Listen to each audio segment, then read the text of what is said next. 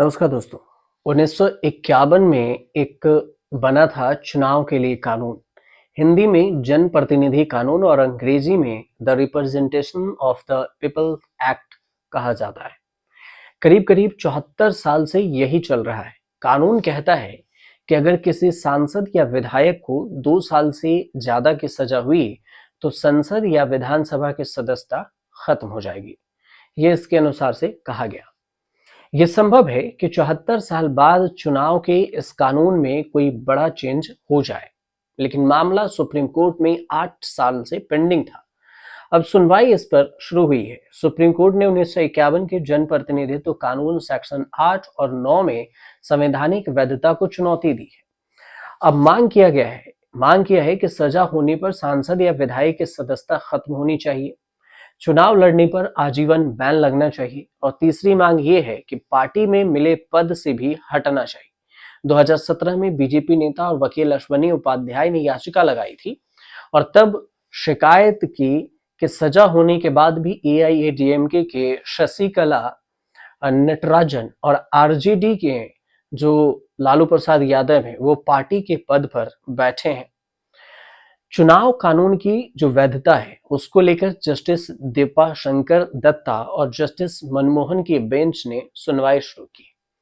पहली सुनवाई में कोई ऑर्डर तो नहीं आया है, लेकिन जस्टिस मनमोहन और दीपांकर दत्ता ने कठोर बात बोल दी है।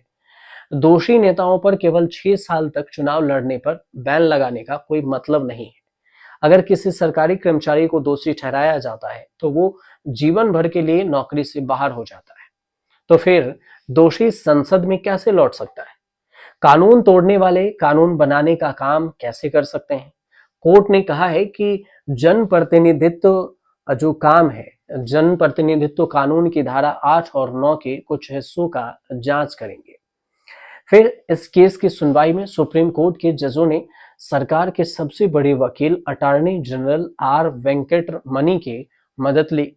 राज्य सरकारों को भी 3 हफ्ते में अपनी राय सुप्रीम कोर्ट को देनी है। बेंच ने चुनाव आयोग को जवाब देने के लिए 3 हफ्ते का समय तो दिया है, लेकिन ये कहते हुए कि राजनीति का प्राधिकरण बड़ा मुद्दा है।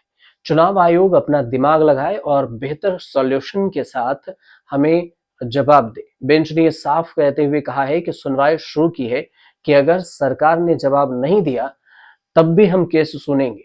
अगर कोर्ट ने अगली सुनवाई 4 मार्च के लिए भी दी है, 4 मार्च तक जवाब देना है। 2017 की याचिका पर 2018 में कानून मंत्रालय ने सुप्रीम कोर्ट में यह स्टैंड लिया था कि दोषी नेताओं के अयोग्य ठहराने वाले कानून का पार्टी पद से कोई लेना देना नहीं है। पॉलिटिकल पार्टी में पदाधिकारी होने का मतलब सरकार का प्रतिनिधि होना नहीं है। अब देखना होगा कि सरकार नया क्या कहेगी। पिछले दिनों दिल्ली हाई कोर्ट ने ये रूलिंग दी थी कि पॉलिटिकल पार्टी के अंदरूनी चुनाव जैसे व्यवस्थाएं चुनाव आयोग के दायरे में नहीं आती है।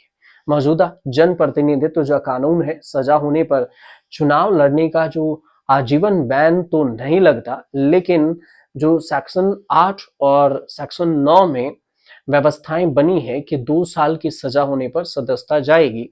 सजा पूरी होने के बाद जेल से निकलने के अगले 6 साल तक चुनाव लड़ने पर रोक रहती है। मतलब आज सजा हुई तो आज से अगले 8 साल तक चुनाव लड़ने का कोई सीन नहीं बनता। चारा घोटाले में सजा पाने वाले लालू प्रसाद यादव इसी कानून के तहत फिलहाल चुनाव नहीं लड़ पाते हैं और ये नियम केवल नेताओं पर ही नहीं लागू होता है। ऐसा कोई भी कॉमन व्यक्ति जो सजा याफ्ता होने के बाद चुनाव लड़ने की सोचता है, उस पर भी यही नियम लागू होता है। दिल्ली चुनाव में सुप्रीम कोर्ट के 2 जजों की बेंच के सामने भी धर्म संकट है।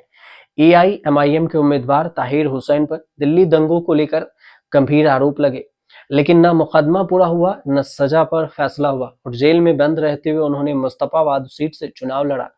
प्रचार के लिए सुप्रीम कोर्ट से जमानत मांगी। चुनाव लड़ने का अधिकार बना रहे और फिर इसीलिए कोर्ट ने पैरोल पर ताहिर हुसैन को जेल से बाहर आकर चुनाव प्रचार की इजाजत भी दे दी थी।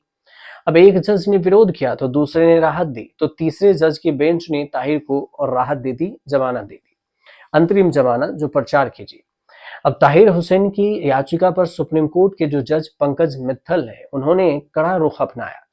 ताहिर को राहत का विरोध करते हुए कहा कि चुनाव लड़ना या प्रचार करना मौलिक अधिकार नहीं है, देश में साल भर चुनाव होते हैं और ऐसे तो हर कोई याचिका में लेकर आ जाएगा, याचिका की बाढ़ लग जाएगी कि हम यहाँ पर चुनाव लड़ रहे हैं और इस चुनाव लड़ने के लिए हमें टाइम दीजिए।